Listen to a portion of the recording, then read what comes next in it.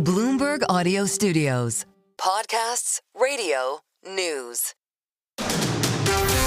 You're listening to the Bloomberg Intelligence Podcast. Catch us live weekdays at 10 a.m. Eastern on Apple CarPlay and Android Auto with the Bloomberg Business app. Listen on demand wherever you get your podcasts or watch us live on YouTube. All right, I've been following the railroad stocks, folks. That's where I started my career covering the railroad stocks. Here's a headline I never thought I'd see, and that's like 1986. Union Pacific, Northern Southern in advanced talks. I never thought I'd see that. Lee Klaskow, Senior Transport Analyst for Bloomberg Intelligence. Lee, putting a Western Railroad, Union Pacific, together with a Eastern Railroad, Norfolk Southern, creating a east to west true railroad. Can that happen? Will the regulators allow that to happen?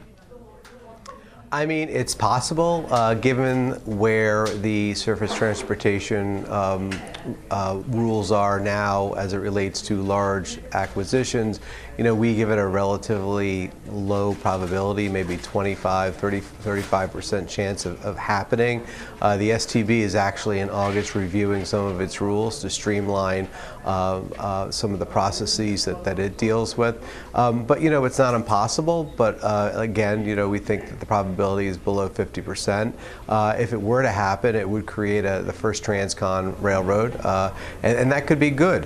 It could be good because a rail car would be touchless because it wouldn't have to maybe be interchanged with other railroads. And that does, you know, the more time a rail car is touched, the more times something could go wrong. And so that would probably reduce, I would have to say it probably could reduce some accidents. It could also reduce costs for the railroads in general. So it could be a good thing. You know, shippers might have an issue with it because they might be afraid, you know, even though that Norfolk Southern, Union Pacific don't necessarily compete, against each other directly, you know, they might be concerned that, you know, losing one of the large Class 1 rails would result in less competition. And the railroads for the STB hurdle have to prove that this deal is in the public interest. So, you know, you're going to have a lot of constituents and stakeholders voice their opinions both for the deal and against the deal. And again, that's all assuming that these two parties can come to an agreement. You know, we put out a note last week where we thought, you know, the enterprise value for that transaction could be in the high 80 billion. So we'll see, you know, what kind of a deal the two can hammer out. All right, Lee, you're kind of going along the track that I was thinking of. Along the track, I get it. Oh, I get it. I like that. Didn't even think little railroad humor. Railroad humor. What can you go more into the regulations? Because you started talking about that, but what are some more of those sticking points that could cause this maybe not to go through? Well, you know, we've seen a couple large mergers. The last large one was Canadian Pacific and Kansas City Southern. Kansas City Southern was the smallest Class 1 railroad, and they were exempt from these new rules that went into effect in 2001. And the rules kind of came about because Burlington Northern and Canadian National were looking to merge. And so even though they had a lower bar, it took quite some time for the deal to close. I think it was about 18 months.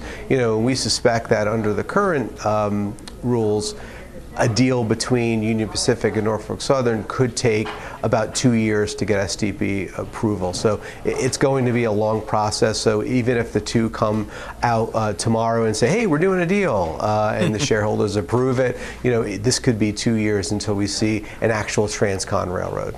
So, Lee, I'm going to go get my floppy disk out circa 1988. I got my Union Pacific and my Norfolk Southern earnings models there. I'm going to put them together like they're merging. What cost do I take out? What are the synergies, do you think? What's the reason for doing this deal? So it's pretty interesting. So, you know, Norfolk Southern went through its own cost-cutting process as it started to embrace precision scheduling railroading. For those that aren't familiar with it, it's pretty much Six Sigma for the rail industry. So it's just about sweating assets. And they laid off people.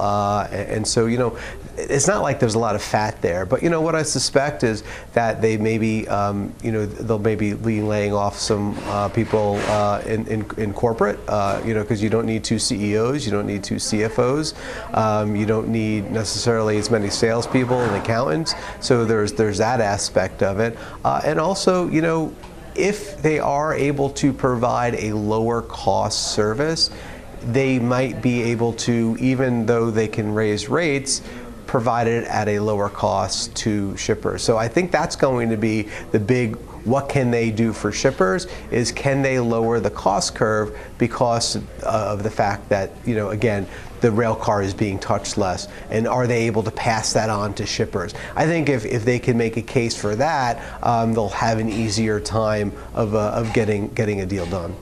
All right, Lee, in the last 20 seconds, second quarter results, anything stand out? Union Pacific did really well. Their network is operating well. They had some issues during the pandemic. That seems well behind it. Their goal is to have the lowest operating ratio, which is an inverse to an EBIT margin, so lower the better. And it seems like they're going to deliver on that. Lee, thanks so much for joining us. Really appreciate it. This could be a really cool time in the railroad industry if you can get a East-West railroad for the first time in the United States. Lee Klaskow, Senior Transport Analyst for Bloomberg Intelligence. Again, the news for us railroad geeks. Union Pacific, Norfolk Southern in advanced talks. How did they? I mean, if you're in advanced talks, you must have somewhere telling you, yeah, we can pass this thing. We can get this past the regulators. I don't know how that. But 2 years, he said. Oh yeah. Oh boy. These are railroad people. They're not like the fastest out there. You're listening to the Bloomberg Intelligence Podcast. Catch us live weekdays at 10 a.m. Eastern on Apple CarPlay and Android Auto with the Bloomberg Business app. Listen on demand wherever you get your podcasts or watch us live on YouTube. You're listening to Bloomberg Intelligence. I'm Lisa Mateo alongside Paul Sweeney. And let's get to Tesla, right? It posted one of its worst quarters in years, revenue falling 12%. And there could be even more tough times ahead. So let's find out more, dig into this with Steve Mann. He's Bloomberg Intelligence Global Autos and Industrials Research Manager. Steve, why don't you start out with telling us what the biggest portion of that revenue drop, where did it come from? Well, the revenue drop was mainly from weaker sales in Europe, still the Model Y ramping up. I think on the call, I think the reason why the stock is down the most is really the outlook. Nothing earth-shattering from the outlook, and they also they were kind of cautious about the rest of the year and maybe into the 2026. Steve, what do we know about the position of the Tesla brand right now, and is it something that can be, to the extent it's been harmed, say in Europe where they have seen some weakness, can it be repaired? What's the feeling? It's tough. It's going to take time. I think it'll be really helpful if Elon Musk stay away from the politics for the moment and really focus on the business and marketing its vehicles. It is a nice vehicle, Model Y. Demand has picked back up after the changeover earlier this year. The volume is not there yet, but the issue here is, they've just launched a new vehicle, but the $7,500 tax credit in the U.S. is going away. So the trajectory, the growth trajectory for that new vehicle and gross margin has been derailed. And look, we're actually looking for 2025 deliveries to be, about 5% lower than what consensus is saying, at 1.57. So, and we're probably going to see, the revision on consensus deliveries in 2026 by another 5%. So it's going to be some tough time for the automaker. The one couple bright spot that could offset, it's going to be, the extended version of the Model Y in China. Longer vehicles, more space in the back seat does help sales over there. And there's a new cheaper vehicle that they're supposed to launch in the second half. So hopefully that could offset. But execution is key. Execution is key. Yeah, people were waiting to hear more about that affordable vehicle. Mm-hmm. So speaking of which, is Tesla, is it an auto business? Is it an AI robotics company? Is it a tech company? Like, what is Tesla? And could we possibly see it maybe even break up like some of these bigger companies have? I think it's a combination. I don't think they're going to break that up. Elon Musk and Tesla is very focused on physical AI. Very different than the LLMs that you hear from Google. They're actually, building robots on wheels, and humanoid robots with Optimus. So it's quite different. For them to actually build out physical AI, they do need the hardware. They need to continue to build cars, right? And cars is a critical component of their success, especially even in early days of autonomy. It's still a cash generator for them. Even though free cash flow has dropped, but it's still an important business for them to generate cash to invest in physical AI. So I don't see that breaking apart. It's a critical component of their entire business. I don't know, Steve. I'm putting on my banker hat. I spin out that car company. Who cares? Let's focus on all the other stuff that he seems to be all fired up about. But Steve, talk to us about tariffs here. Looks like one of the key aspects of the Japan deal, as we know, is maybe the autos coming in from Japan will have only a 15% tariff on that. What do the U.S. automakers think about that? Well, I think it's good news. You can see, GM, when they announced their earnings, it was down, I think, 8-9%, and then it kind of recovered a lot of that yesterday on the back of the announcement that U.S. and Japan had come to terms on a trade deal.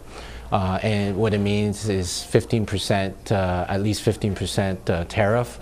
And look, GM has a lot of, some of the most popular vehicles coming from Korea. And the hopes is that, Korea and US can make the same deal. But look, it's far from over, okay? What Tesla talked about yesterday and how the tariffs are going to impact their sales is not, the impact is not just on them, it's for the whole US auto industry. Don't forget, right, next year, the USMCA, the U.S., Mexico, and Canada free trade agreement comes up for renegotiation in 2026. And, the automakers here depend on that trade agreement significantly to lower costs. So I wouldn't be surprised if Trump comes in and wants to kind of tear that apart and renegotiate the whole thing. There's a lot of uncertainty around that, and we don't have a lot of visibility. So the whole tariff story is not over yet. So Steve, Musk also voiced some concerns on the call about the size of his stake in the company, suggesting it should be larger. I mean, how did investors take that statement? Well, there's been a lot of back and forth between Tesla and the courts on, Elon Musk's pay package. Essentially, he's not getting paid, for what he's doing for the company, as much as he deserves. So I think there's a strong argument for him getting paid, but we'll see. There's a shareholder meeting coming up, and I think the shareholders will re-vote on this issue, and hopefully he gets paid for his contribution for the company. All right, Steve, thanks so much. Appreciate that. Steve Mann, Global Autos and Industrials Research Analyst for Bloomberg Intelligence, joining us from Princeton. You're listening to the Bloomberg Intelligence Podcast. Catch us live weekdays at 10 a.m. Eastern on Apple CarPlay and Android Auto with the Bloomberg Business app. Listen on demand wherever you get your podcasts or watch us live on YouTube. All right, I'm looking at some airline earnings here today, and the stocks are not reacting well. I'm looking at American Airlines. That stock is trading down. Love, which is Southwest, that is also trading down. There's definitely some concerns out there about the consumer and flights and demand and all that kind of stuff on the airline front. Sid Phillip joins us, Deputy Team Leader for Global Aviation. Sid, what are you seeing from American and Southwest? Is there a theme out there? The theme seems to be that there isn't as much bullishness about the recovery that United Airlines and Delta Airlines pointed out last week. Okay. So they're sort of more cautious about the outlook, and they're talking about how they're still having to discount, they're still having to sort of offer incentives, which is crazy in the sort of the busy summer season. Summer is typically when airlines tend to make most of their money. There very rarely, if ever, are discounts on travel. And so there does seem to be pointing towards a sort of consumer recovery still being in the holding pattern rather than sort of out there and everyone's sort of back to spending as much. Can you talk about the difference with American being more exposed to the domestic market? So American Airlines typically has a lot of flights in the U.S. I mean, they have much larger presence in the U.S. versus Delta and United, which have more international offerings. And also, I mean, we heard from American CEO saying that business travel isn't yet back as much as they expected it to be. And that's in contrast to what Ed Bastian of Delta talked about last week, where he said business travel is beginning to take off again. So we're seeing contrasting images from the sort of American and Southwest. I mean, Southwest is a leisure carrier, and they're in the midst of adding more fees. They're adding more in terms of offering basic economy. They're offering they're starting to charge for checked baggage. They've started to sell seats, and so they're in a bit of a different situation. But American Airlines, I mean, their bread and butter is flying people around the Americas, and that is sort of still a big question mark as to where that recovery is at the moment and whether it'll hold up, especially the green shoots that they've been talking about. Southwest Airlines stock really seeing some red here, down 11% here. Symbol is LUV, Love, for Love Field, which is their main airport when they started. Southwest, they called out $1 billion from tariff fallout. Where did that number come from? What's that represent? So they offered a 1.7 billion EBIT target at the start of the year. That's what they expected to make in 2025. And now they've reinstated a estimate for the year. They expect between 600 and 800 million in EBIT. And they're saying that the decline in that estimate that they had from the start of the year to now, that's the impact of the macro conditions.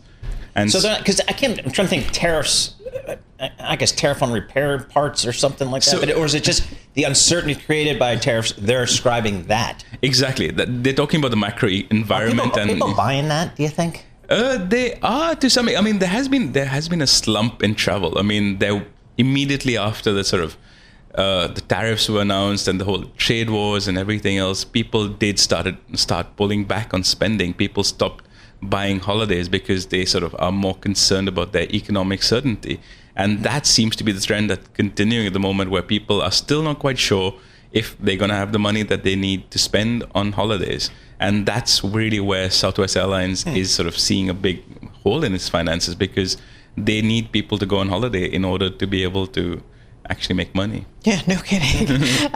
So did they see, I'm kind of going through the story, I didn't see anything about them gaining passengers from all those air traffic control issues over with United Sub over at Newark. Was there anything that they talked about that? They didn't talk about Newark, and I mean, obviously United Airlines had a big impact from the Newark fallout, but typically, given the fact that Newark's a big international hub for United Airlines, and Southwest Airlines typically flies within the US and within the Americas, that business might have gone on to other carriers who operate from Newark as well, or New York airports.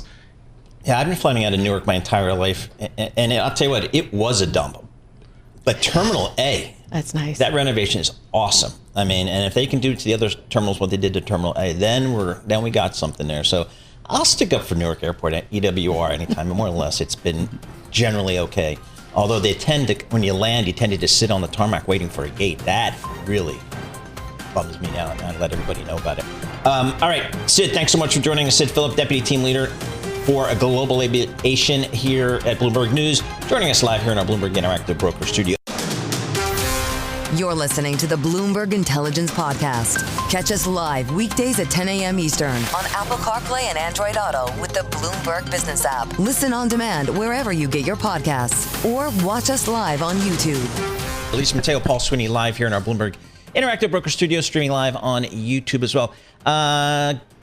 Alphabet, I think that's Google. I can't remember. They reported some numbers last night after close. I thought they were really good. Stock's up a couple of percent.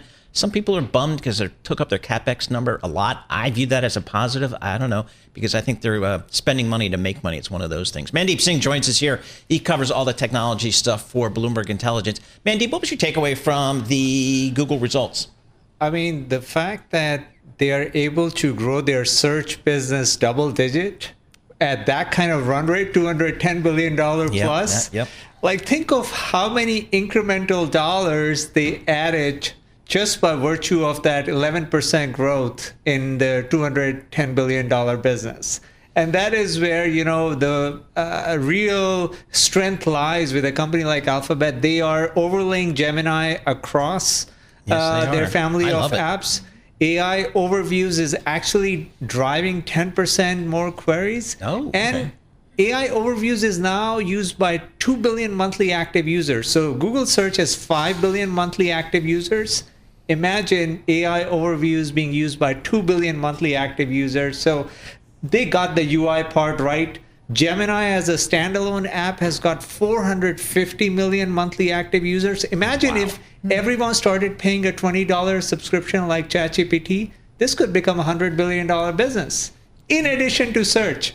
And then YouTube, I'm not even talking about, I'll talk about all the strength in YouTube and Waymo. So this is a powerhouse when it comes to $400 billion run rate they will be at the end of the year. So can you explain something to me? Because when the shares dropped, because they said CapEx was a little bit more, $10 billion more than expected, a little bit. How is that different for an Alphabet versus if Meta were to say that? So that's great. So look, let's frame the CapEx. $85 billion at potentially a $400 billion revenue run rate by the end of the year. That's like a 25% CapEx intensity.